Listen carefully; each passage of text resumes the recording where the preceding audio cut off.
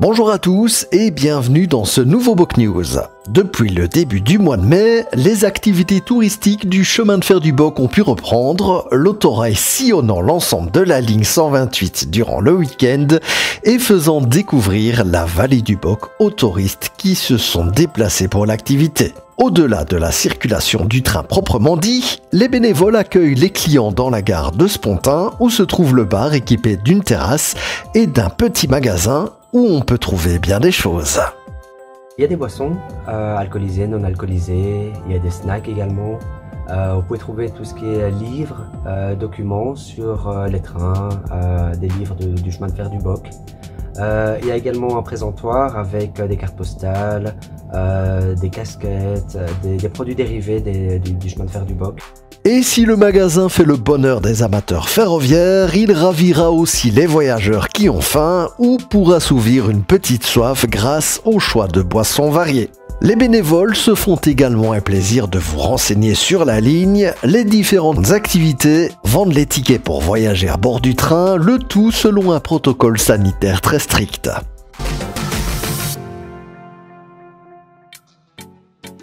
Le 19 mai 2021, le propriétaire de la gare de Dorine, qui a pour projet de reconstruire un réseau de voies étroites aux abords de sa gare, a organisé le départ de son petit locotracteur Young en vue de sa restauration. Pesant quand même un poids de près de 4 tonnes, l'engin a été hissé par une grue et chargé sur un camion qui prit ensuite la direction de Sprimont, où l'équipe du petit chemin de fer l'a posé sur son réseau et se chargera de la remise en état durant les prochains mois.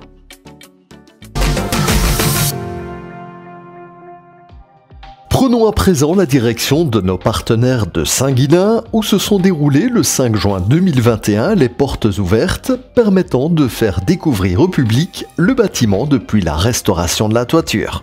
Les bénévoles ont mis les petits plats dans les rangs en vue de sortir la superbe collection de matériel roulant ainsi qu'organiser une série d'activités. On profite d'abord de nouveaux espaces grâce à la nouvelle toiture.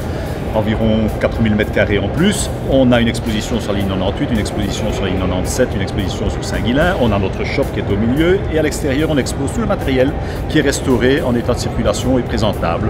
À l'intérieur reste ce qui ne peut pas rouler et la restauration de la petite locomotive Cochrane.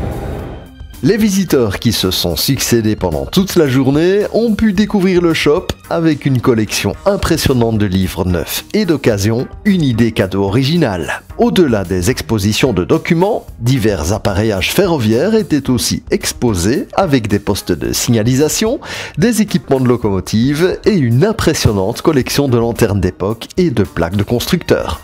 C'était l'occasion de faire le point sur les locomotives à vapeur en cours de restauration sur le site. C'est donc une petite coquerille qu'on a reçue de la ville de Tournai. Elle est exposée dans une carrière près de Tournai et finalement la carrière était désaffectée. La ville n'en voulait plus, elle nous l'a donnée.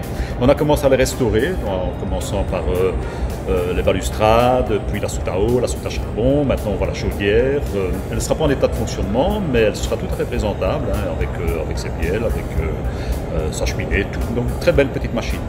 Durant la journée, une partie du matériel roulant fut également déplacée pour le plaisir des curieux et la collection de matériel exposé en extérieur a ravi petits et grands pour la prise de photographies, la visite des postes de conduite et découvrir des engins variés qui ont bien sillonné les différentes lignes du royaume dont des automotrices, des autorails, des locomotives diesel et des locomotives électriques.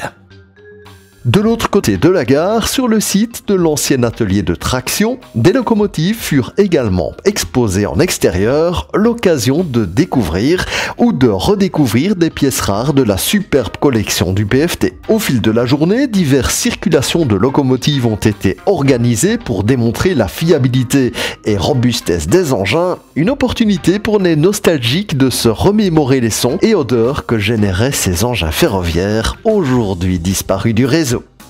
Vous êtes venu nous rendre visite au cours de cette exposition, n'hésitez pas de laisser des commentaires en bas de cette page.